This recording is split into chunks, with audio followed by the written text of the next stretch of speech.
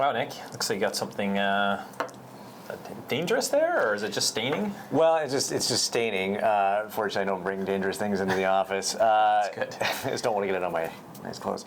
So we're doing some work right now looking at soil loads and kind of removing soil loads. And this kind of innocuous looking stuff here is artificial soil, right? It's basically nutrients for growing bacteria. Right. It's totally sterile right now. Like a hydroponic-y type solution? Sort of. It's got lots of good nutrients in there. It's got mucin and then bovine serum albumin. And this is what, in the standards community, we use as a standard soil load to look at how you can effectively clean things. Nice. The problem with that, if you look at it, right, it's kind of, if you put that on, a medical device or something like that, it's kind of hard to visualize that. Yeah. So we worked up a concoction here at StarFish that uses the exact same fluid, but I've got it covered up in tin foil here, and this is why I've got the gloves on, because this is really always seems to stain my fingers.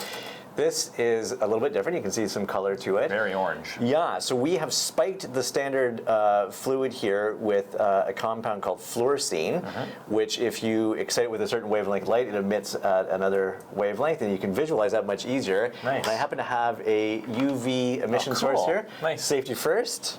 And oh yeah, sorry, I didn't bring you a pair. And we should be able to see this excite up. Oh wow, look at that. Yeah, it's glowing.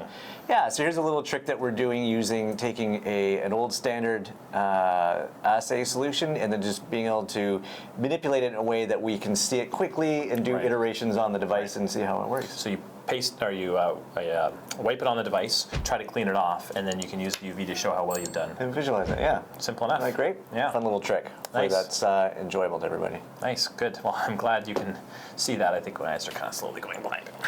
Sorry about that, Nigel. It's all good. Thanks, Nick.